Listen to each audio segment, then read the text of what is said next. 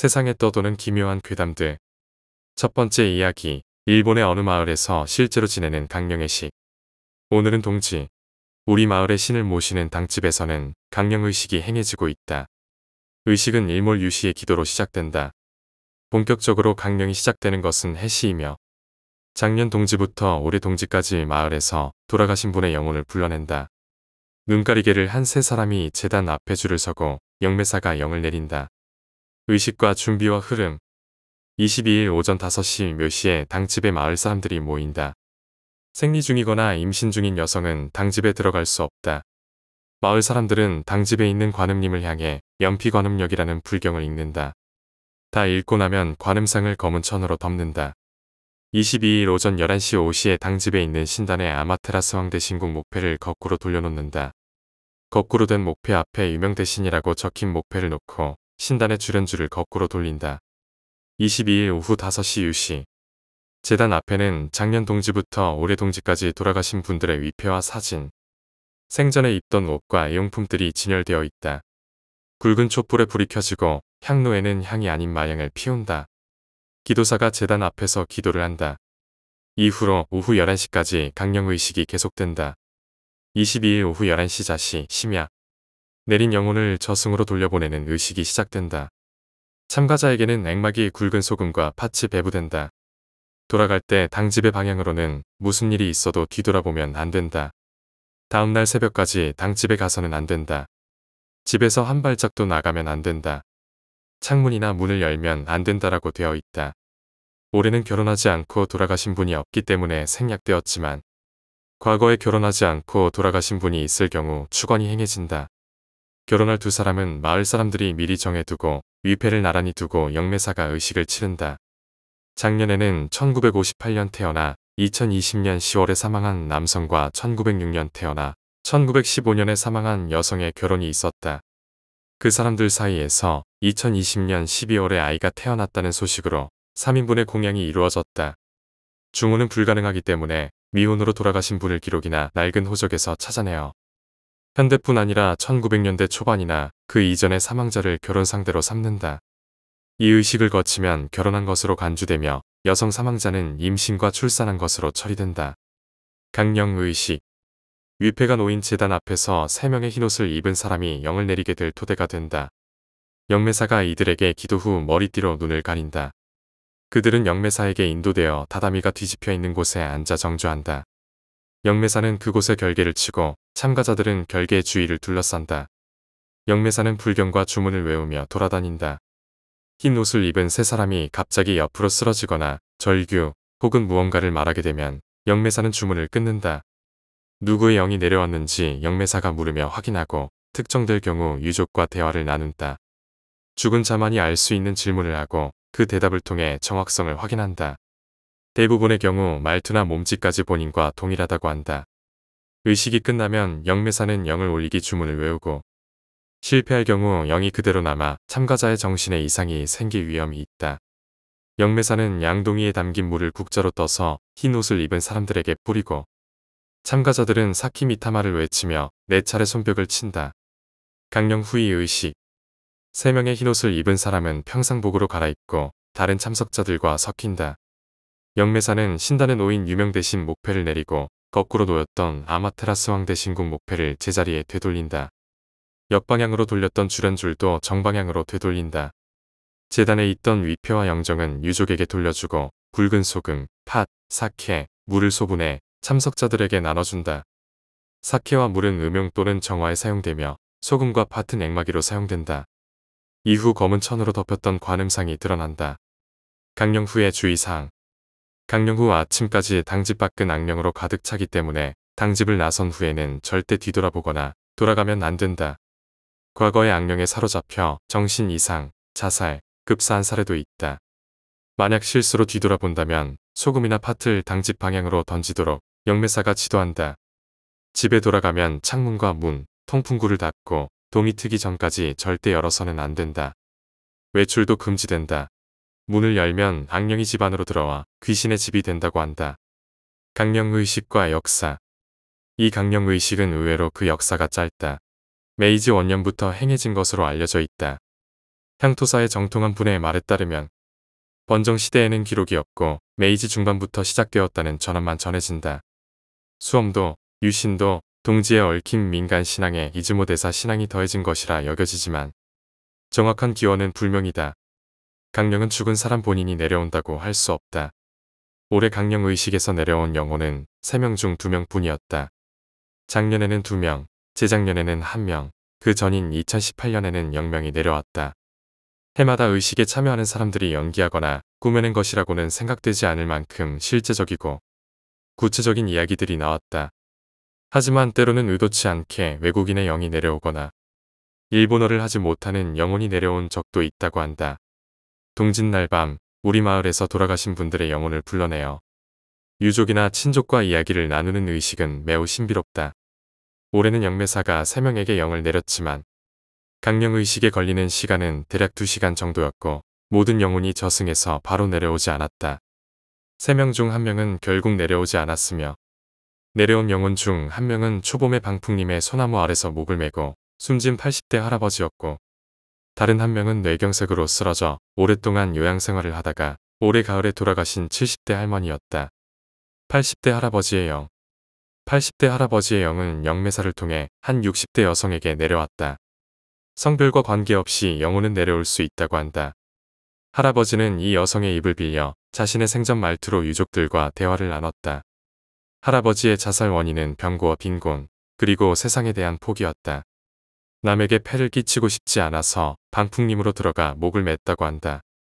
죽음의 순간은 매우 짧은 고통 뒤에 평온이 찾아왔고 그 후에는 어두운 터널 속을 출구를 향해 기어가듯 걸었지만 출구는 낭떠러지 절벽이었다.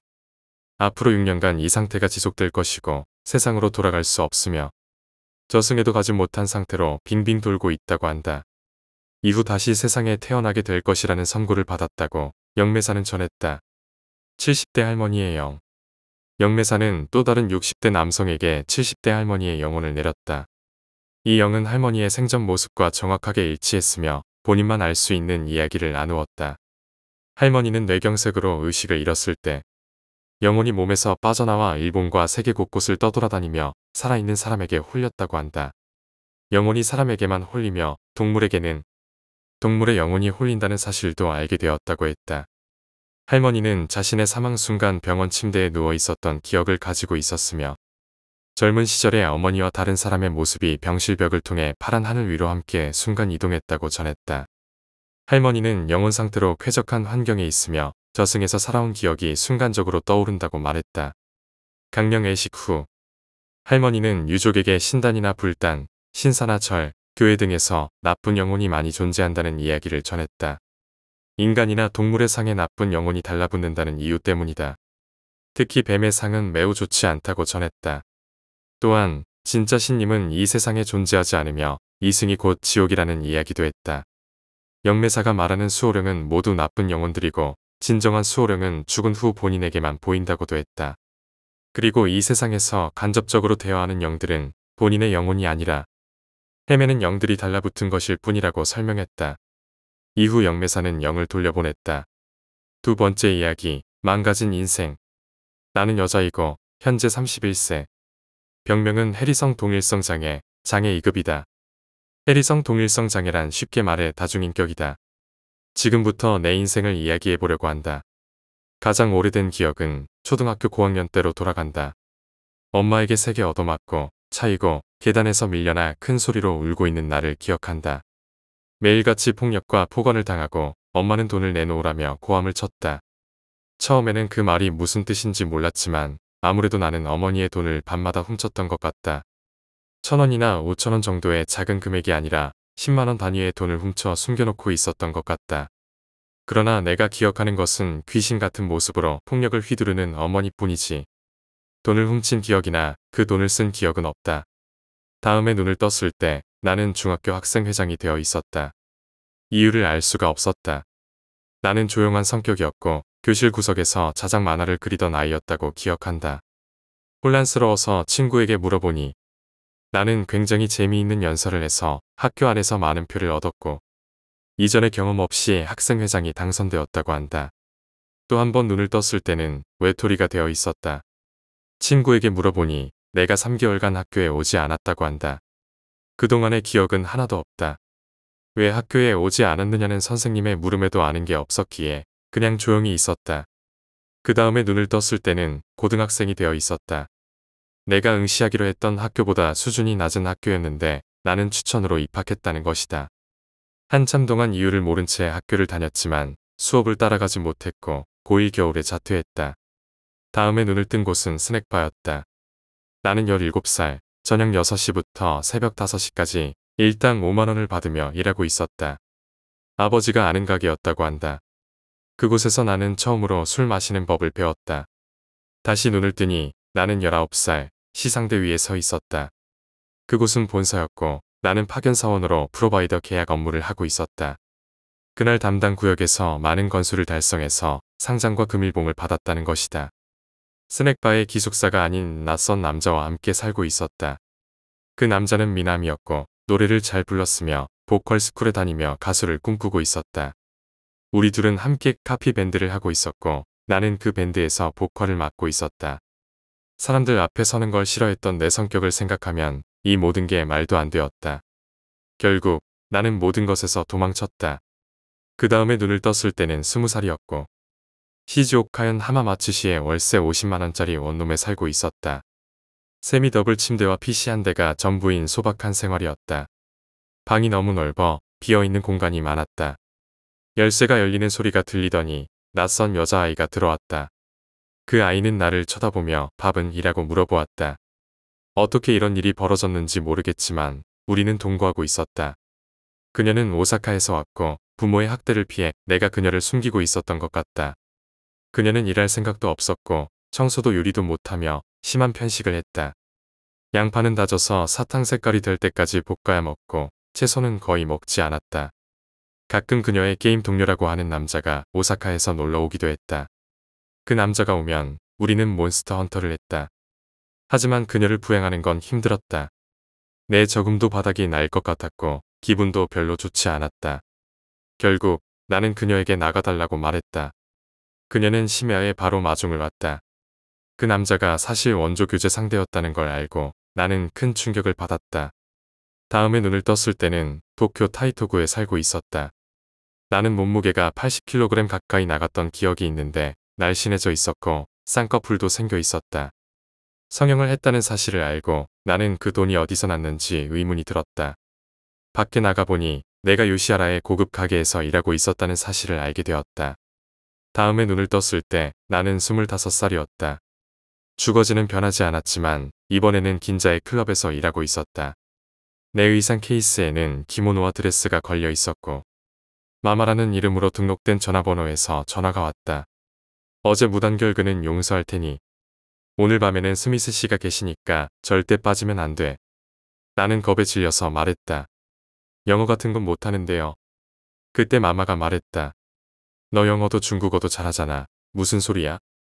이 말에 너무 겁이 나서 나는 기모노와 드레스를 한 대 모아 쓰레기 봉투에 쑤셔 넣었다. 몸무게는 34kg밖에 나가지 않았고 내 모습은 닭뼈처럼 여위어 있었다. 다음에 눈을 떴을 때 나는 26살이 되어 있었다. 이번에는 하라주쿠에서 캬리파뮤파뮤처럼 입고 가게 점원으로 일하고 있었다. 다케시타 거리에서 수학여행을 온 학생들과 외국인들이 나를 사진 찍으며 지나갔다. 그 순간에도 나는 살아있다는 느낌이 들지 않았다. 도망치듯이 일을 그만두었다. 다음에 눈을 떴을 때 나는 28살이었고 이번에는 기우현에서 낯선 여자와 살고 있었다. 그녀는 이국적인 분위기를 풍기는 작은 키의 여자였고 어딜 가든 손을 잡고 다녔다. 그것이 당연한 일인 것처럼 나는 아무런 거부감 없이 그녀를 받아들였다. 우리는 연인 관계였고 나는 입양을 통해 성도 바뀌어 있었다. 성생활도 있었지만 그것조차 자연스럽게 느껴졌다. 나는 그녀를 사랑했다고 생각한다. 우리는 돈을 모아 나고야로 이사했다. 2DK의 신축 아파트에서 살며 나는 요리를, 그녀는 빨래를 담당했다. 나는 그때 정말 행복했다. 그런데 어느 날 나는 눈을 떠보니 그녀가 목을 메고 자살을 시도하고 있었다. 나는 급히 구급차를 불렀고 경찰이 와서 상황을 설명했다. 그녀는 결국 감옥처럼 보이는 병원에 강제 입원되었다. 그 후 나는 폐인처럼 지냈다. 행복했는데 왜 그녀는 자살을 시도했을까? 그녀의 유서에는 이렇게 적혀 있었다. 행복의 절정에서 죽고 싶었다. 나는 그 말을 이해할 수 없었다. 다음에 눈을 떴을 때 이번에는 내가 입원해 있었다. 병문안을 온 어머니는 나이가 많이 들어 있었다. 예전에 도깨비 같은 표정 대신 상냥한 얼굴을 하고 있었다. 어머니는 나에게 여러 가지를 설명해 주었다. 여자친구와의 인연이 끊어졌다는 것, 내 성이 돌아왔다는 것, 내가 해리성 동일성 장애를 앓고 있다는 것, 그리고 이제 어머니와 함께 살게 된다는 것. 퇴원 후 한 달 정도 멍하니 지냈다. 그러다 점차 무언가 하고 싶어졌고 장애인 센터에서 일자리를 찾았다. 무사히 하루 4시간, 주 5일 일할 수 있는 일자리를 얻었다. 이것이 지금의 상황이다. 지금까지 함께 해주셔서 정말 감사합니다. 분명 여러분은 이렇게 생각할 것이다. 정신이 이상한 사람인가? 라고. 그리고 여기는 무서운 이야기를 올리는 곳 아닌가? 라고. 잘 알고 있다. 그럼 도대체 뭐가 무섭다는 걸까? 그것은 내가 주인격이 아니라는 사실이다. 언젠가 나는 통합되어 사라질 일부일 뿐이다. 그리고 밤이 되면 다른 인격이 나타나 음식을 먹거나 스마트폰을 검색하고 있다. 이것은 내가 인격으로서의 수명이 다해간다는 뜻이 아닐까? 내가 사라지는 것은 시간 문제다. 다음에 눈을 떴을 때 나는 어떻게 되어 있을까? 그게 바로 사라지지 않는 무서운 점이다. 그리고 또 하나, 주인격은 언제 깨어날까? 눈을 뜬다고 하면 그때 주인격의 정신 연령은 몇 살일까? 그 생각만으로도 섬뜩하다. 해리성 장애의 치료자는 없다. 상담을 받으려고 해도 나는 주인격이 아니기 때문에 망설이게 된다. 세 번째 이야기, 폐교 탐험. 친구들과의 내기에서 졌다. 그래서 나와 성준이는 함께 폐교에 들어가야만 했다. 머리가 아파왔다. 이 폐교에는 안 좋은 소문이 많았다. 들어갔다가 의문사했다거나 살인을 당했다거나 아니면 정신병에 걸려 나왔다는 등의 이야기들. 하지만 어쩔 수 없었다. 내기는 내기였고 나는 성준이와 폐교에 들어가야 했다. 친구 한 명이 내 어깨를 두드리며 말했다. 빨랑빨랑 들어가. 옥상에서 손 흔드는 것도 잊지 말고. 나는 심호흡을 하고 학교 정문으로 걸어갔다. 뒤에서 성준이가 인상을 쓰며 따라왔다. 그는 전쟁터에 나가는 군인처럼 보였지만 사실 무서워서 어쩔 줄 몰라 하고 있을 것이다. 성준이는 무서운 걸 질색하는 친구였으니까. 정문 앞에 도착하자 여름인데도 오한이 느껴졌다. 이곳에 정말 들어가야 한다니. 도망가고 싶은 마음을 억누르고 성준이에게 물었다. 이제 들어갈까? 성준이는 작은 목소리로 대답했다. 응.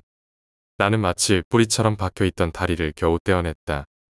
천천히 운동장 방향으로 걸어갔다. 녹이 슬어 반쯤 페인트가 벗겨져 있는 축구 골대. 부서진 학교 출입문과 창문들, 바닥 곳곳에 듬성듬성 자라나 있는 잡초들. 모든 것이 눈앞에 적나라하게 들어왔다. 한밤중에 폐교를 향해 걷고 있다는 것이 마치 꿈 같았다. 두려운 마음이 커질 것 같아서 나는 머리를 휙휙 흔들며 긍정적인 생각을 하려고 했다. 이 학교도 과거에는 학생들이 공부하고 지내던 장소였다.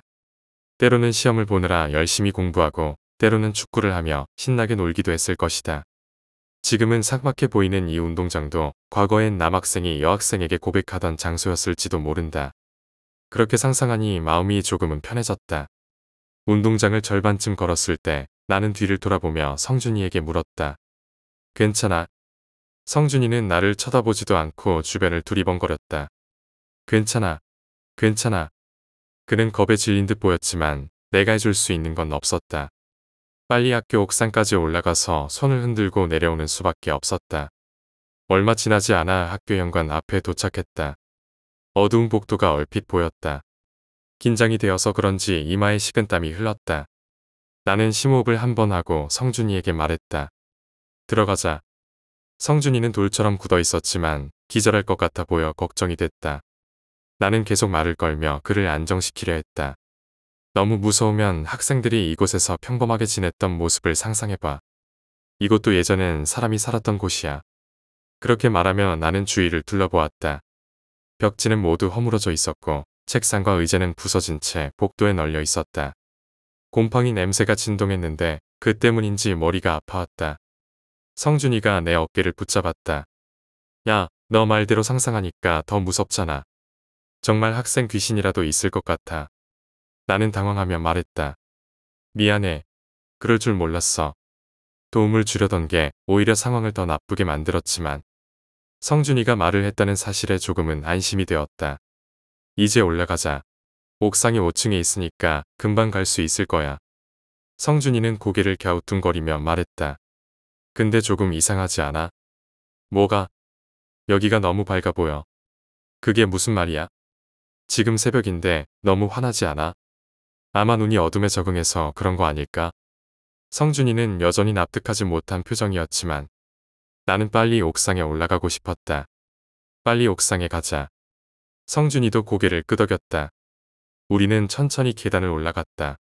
계단에는 부서진 책상과 의자, 콘크리트 조각들이 널려 있었지만 우리는 말없이 그것들을 피해갔다. 2층까지 올라왔지만 아무 일도 일어나지 않았다. 사실 당연한 일이었다. 이 세상에 귀신 같은 건 없으니까. 그건 전부 사람들이 만들어낸 허상일 뿐이었다. 그렇게 긴장이 풀리기 시작하면서 어린 시절의 일이 떠올랐다. 그때도 계단을 오르던 중 괴상한 울음소리가 들려왔다. 그리고 불이 층마다 빠르게 켜지기 시작했다. 나는 너무 놀라서 소리를 지르며 집까지 뛰어 올라갔다. 하지만 그 사건은 사실 장난이었다. 나를 놀리기 위해 형이 울음소리를 내며 전등을 켜고 있었던 것이었다. 나는 그 일을 떠올리며 한결 가벼운 마음으로 3층에 도착했다. 하지만 뒤를 돌아봤을 때 나는 깜짝 놀랐다. 성준이가 보이지 않았기 때문이다. 어디로 간 걸까? 나는 잠시 기다리다가 성준이를 찾아 한 층을 내려갔다. 어둠 속에서 성준이가 혼자 서 있는 것을 발견했다. 거기서 뭐해? 대답이 없었다. 더 큰 소리로 외쳤다. 뭐 하냐고. 그제서야 성준이가 나를 바라봤다. 하지만 여전히 아무 말도 하지 않았다. 가까이 다가가서 그의 팔을 흔들며 물었다. 왜 그래? 성준이는 천천히 정신을 차린 듯 말했다. 미안. 잠깐 딴 생각했어. 나는 걱정스러운 눈으로 그를 바라보며 물었다. 괜찮은 거 맞아? 지금이라도 돌아갈래? 하지만 성준이는 고개를 저으며 말했다. 아니야. 올라가자. 옥상에 올라가야지. 그런데 무슨 소리 들리지 않아? 갑자기 소리 이야기를 꺼낸 그에게 당황한 나는 물었다. 소리. 무슨 소리? 성준이는 주변을 살피며 말했다. 고양이 울음소리가 들려.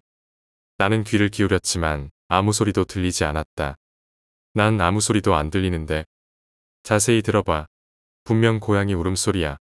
성준이의 말에 나는 다시 한번 집중해 보았다. 그러자 정말로 희미하게 고양이 울음소리가 들려왔다. 들리긴 하네. 봐, 맞지? 고양이 울음소리야. 그런데 여기서 뭐 하고 있는 거지? 성준이의 말에 당황한 나는 그에게 말했다. 빨리 올라가기나 하자. 고양이 소리에 신경 쓰지 말고. 성준이는 고개를 끄덕이며 나를 따라 계단을 올라갔다. 나는 그에게 계속 말을 걸었다. 배고프지 않아? 이따가 뭐 먹을래? 성준이는 잠시 생각하더니 말했다. 돈가스가 먹고 싶어. 며칠 전부터 계속 생각났어. 나는 그에게 약속했다. 그래, 무사히 폐교해서 나가면 내가 돈가스 사줄게. 성준이는 살짝 미소를 지으며 말했다. 정말, 그럼 맛있게 먹어야겠다. 3층까지 올라왔을 때 갑자기 어디선가 쿵 하는 소리가 들려왔다. 너무 놀라서 순간적으로 다리에 힘이 풀릴 뻔했다. 나는 당황하며 물었다. 방금 뭐였지? 성준이도 멈춰서서 나를 보며 말했다. 방금 쿵 소리 말고 여자 웃음소리 안 들려? 나는 얼떨결에 대답했다. 웃음소리? 그게 무슨 소리야? 성준이는 고개를 끄덕이며 확신에 차서 말했다. 들려. 분명 여자 웃음소리야. 우리한테 다가오고 있어. 나는 그 말을 듣고 순간 소름이 돋았다. 헛소리하지 마. 그런 게 어딨어. 성준이는 진지한 표정으로 나를 바라보며 말했다. 진짜야. 분명 여자 웃음소리가 들린다니까. 나는 계단 손잡이를 붙잡고 아래층을 내려다봤지만 아무것도 보이지 않았다. 성준이는 여전히 경직된 얼굴로 말했다. 여자가 금방 올라올 거야. 그의 말에 당황한 나는 할 말을 잃었다. 그러자 갑자기 성준이가 계단을 빠르게 올라가기 시작했다. 어디 가는 거야? 나는 그의 뒤를 쫓아갔다. 성준이는 5층에 도착하자 곧바로 한 교실 안으로 뛰어들어갔다. 그를 따라 들어가 보니 성준이는 책상 밑에 웅크리고 있었다. 너도 빨리 숨어. 시간이 없어. 나는 어쩔 수 없이 교탁 뒤에 몸을 숨겼다. 주변이 고요해지자 쿵쿵하는 진동이 작게 느껴졌다. 진동은 점점 가까워졌고 성준이의 말대로 여자의 웃음소리가 들리기 시작했다. 온몸에 소름이 돋았다. 그 말이 정말 사실이라니. 숨을 죽이고 기다리던 중 어느 순간 웃음소리와 진동이 사라졌다. 나는 교탁 틈 사이로 교실을 바라봤다. 교실 한가운데 성준이가 내 발로 엎드려 문 쪽을 노려보고 있었다. 그의 입에서는 굵은 침방울이 뚝뚝 떨어지고 있었고 눈은 개나리처럼 노랗게 빛나고 있었다. 나는 깜짝 놀라 넋을 놓고 그 모습을 바라봤다. 성준이가 내 방향으로 머리를 획 돌렸다. 헛숨을 들이킬 뻔한 나는 손으로 입을 막고 겨우 참았다. 성준이는 내 발로 나에게 기어오더니 말했다.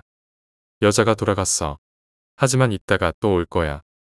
나는 그의 노란 눈을 마주할 용기가 없었다. 성준이는 조용히 말했다.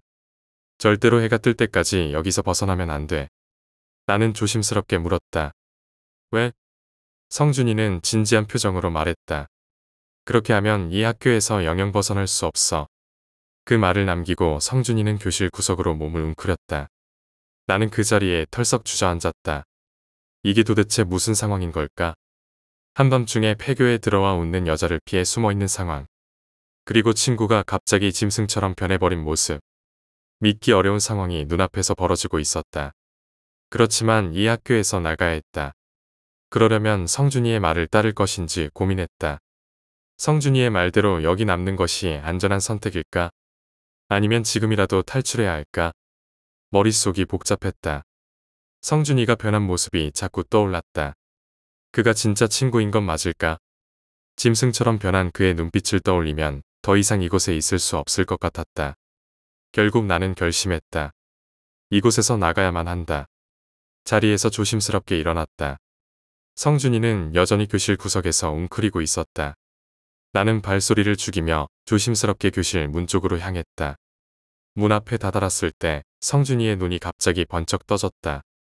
멈춰. 그의 목소리가 날카롭게 울렸다. 나는 주저하지 않고 교실 밖으로 뛰쳐나갔다.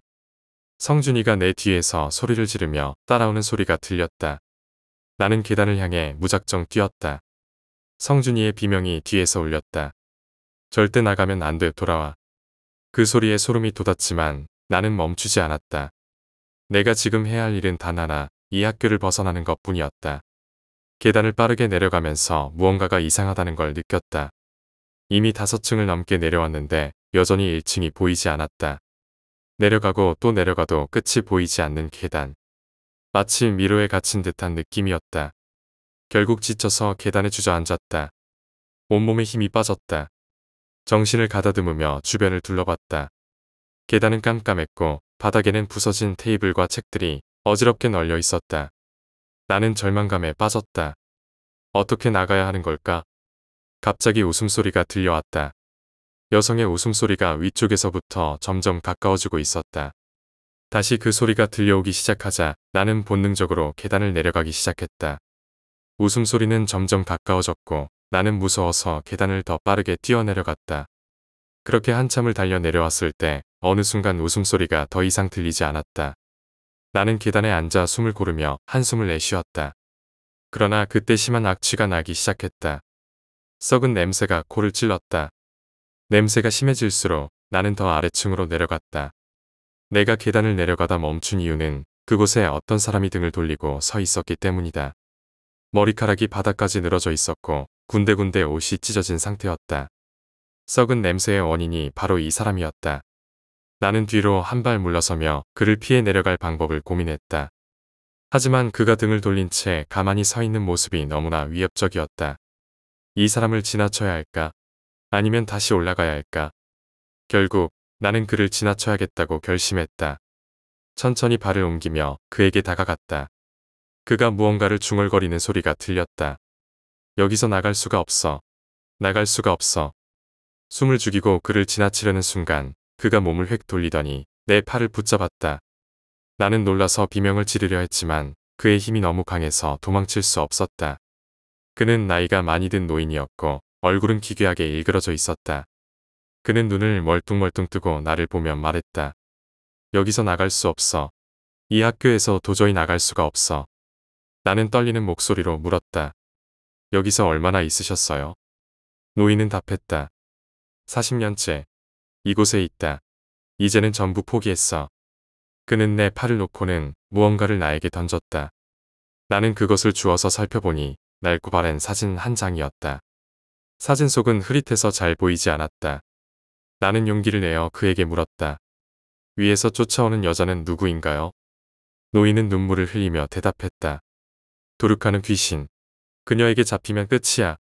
부모님이 보고 싶어. 그가 무릎을 꿇고 눈물을 흘리자 나는 넋이 나간 듯 그를 바라보았다. 그때 웃음소리가 다시 들려오기 시작했다. 이번에는 매우 가까웠다. 나는 다급하게 노인에게 말했다. 도망가요. 같이 도망가요. 그러나 노인은 고개를 저으며 말했다. 소용없어. 이 학교에서 벗어날 수 없어. 나는 더 이상 머뭇거리지 않았다. 노인을 뒤로 하고 나는 다시 계단을 내려가기 시작했다. 계속 달리다 보니 어느새 10층이나 내려왔지만 여전히 출구는 보이지 않았다. 문득 손에 쥔 사진을 보니 노인이 던진 사진이 내 주머니 속 가족 사진과 똑같다는 것을 깨달았다. 두 사진의 크기와 윤곽이 완벽하게 일치했다. 그때 멀리서 노인의 비명소리가 들려왔다. 아마도 그 노인에게 무슨 일이 생긴 것 같았다. 나는 멍하니 손에 든 사진을 바라보았다. 이제 이 학교에서 벗어날 수 있을까? 나는 더 이상 확신할 수 없었다. 네 번째 이야기, 어느 회사의 사측. 우리 회사에 입사한 걸 환영합니다. 우리 회사는 특별한 곳이고 따라서 지켜야 할 사칙들이 몇 가지 있습니다. 이 사칙들을 반드시 숙지하시고 필요할 때마다 참고하시길 바랍니다.